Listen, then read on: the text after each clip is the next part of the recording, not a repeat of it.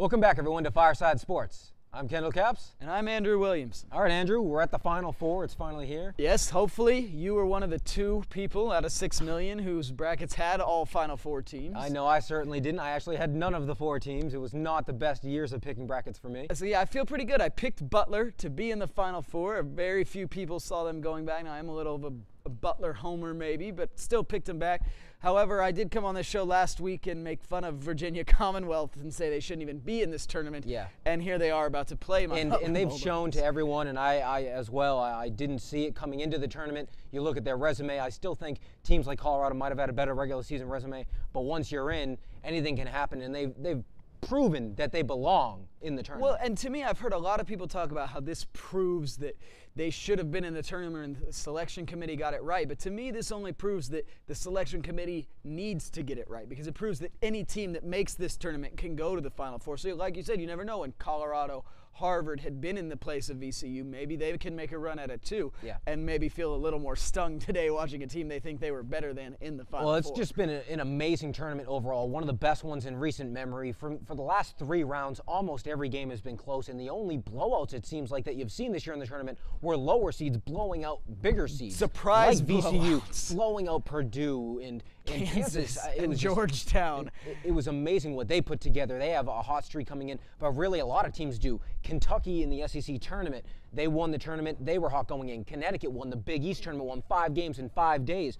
They're hot. Butler hasn't lost in almost a couple months. I think they won the 9 games going into the tournament. And then, VCU hasn't lost since the title game of their conference tournament to Old Dominion. All right, well, how about we break down those matchups? You got over on one side, you got Connecticut with that hot streak. Kemba Walker on fire every game playing Kentucky. Like you said, Connecticut played 5 games in 5 days in the Big East tournament, and they beat teams like Louisville, Georgetown, Syracuse. They go to the tournament and they beat a couple smaller teams, and they beat Cincinnati. They take Arizona.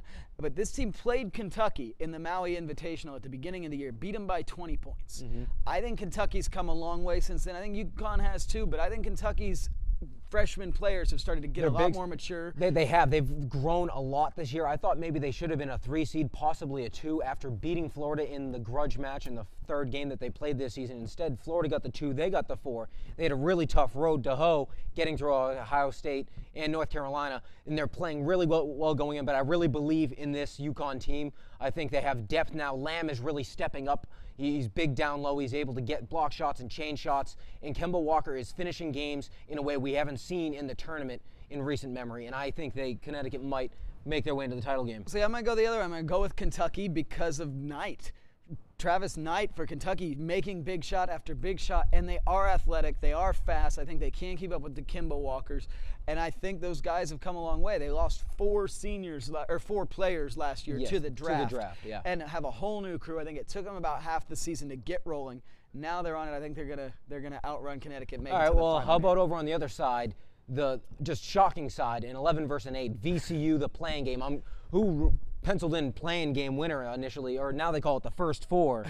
I don't think anybody did. It's hard. It's really hard difficult team, against Butler, a team that not a lot of people gave respect to. I mean, they had them as an 8 seed despite winning their conference tournament, playing well down the stretch. They had to go through the likes of Pittsburgh and Wisconsin, some other really solid basketball teams, Florida, and they were able to find their way back in again because of how they play in crunch time and defense.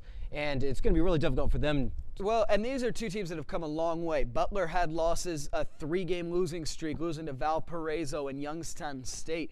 And VCU also started off the year rocky, picked up steam, and they've beat a lot of teams. Like you said, they beat Kansas. They've beat a lot of big seeds. Butler knocked off Pitt, Florida, but I think Butler's experience is going to take over here. You've got one team that's never been this far, one team that was here last year. Everybody on that Butler team was playing solid minutes in the Final Four last year, and they play the type of game that VCU plays. Yeah, that's one thing that I really like. They can get up, they do turn the ball over a bit when they face the press, which they're going to face most of this game.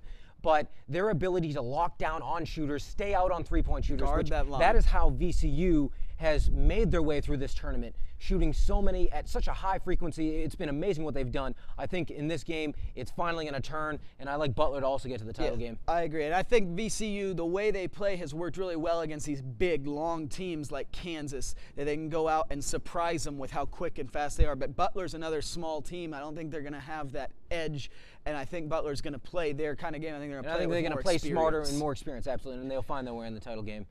Well, that's going to do it for this week on Fireside Sports. Alongside Andrew Williamson, I'm Kendall Capsule. See you again next week.